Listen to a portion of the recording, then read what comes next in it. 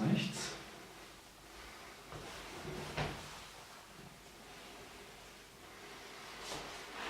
Jetzt gehe ich mit dem ein bisschen in die Seitenneigung rüber und gebe dem einen kleinen Impuls.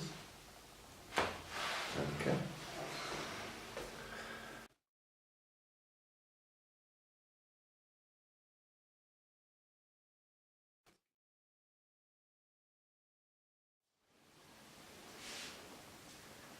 Da hängt er nämlich fest. Ich kippe das ein bisschen und gebe dann so einen Zug nach unten.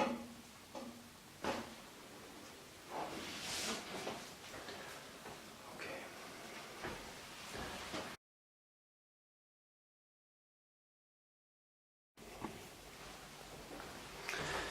So, okay.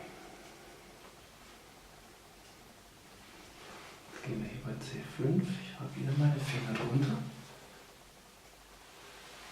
Und dann gebe ich dir auch so einen ganz schnellen Impuls noch schräg rüber.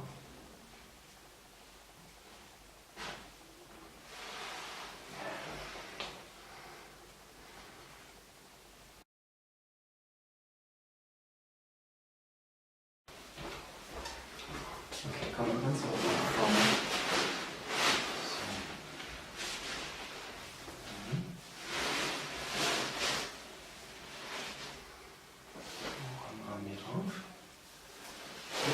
Den ziehe ich, dann kann ich dir die Schulter einmal kurz mal so halten.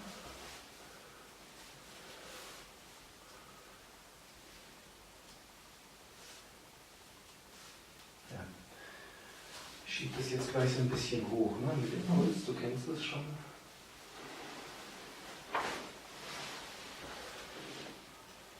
Gut. Okay, kurz auf den Rücken zurückdrehen.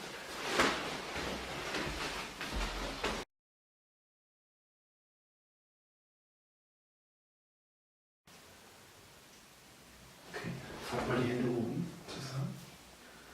Genau, ein bisschen tiefer. Ich wackel dich bis ich ihn habe.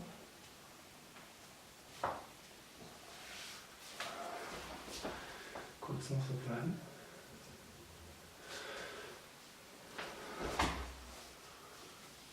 Anderer Winkel. Bleib ruhig im Kopf ganz oben, dass du keinen Druck drin hast.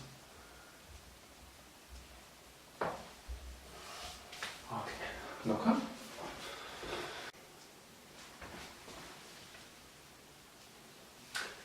Deine Hände über meine Hände. Genau. Dann die Ellbogen wieder locker hängen lassen. Genau, ich ziehe den schräg nach hinten weg. Okay, gut.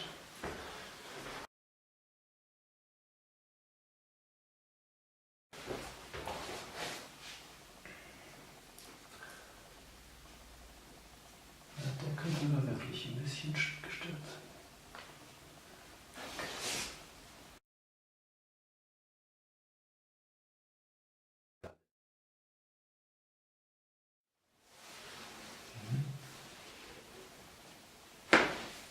Hey, ja.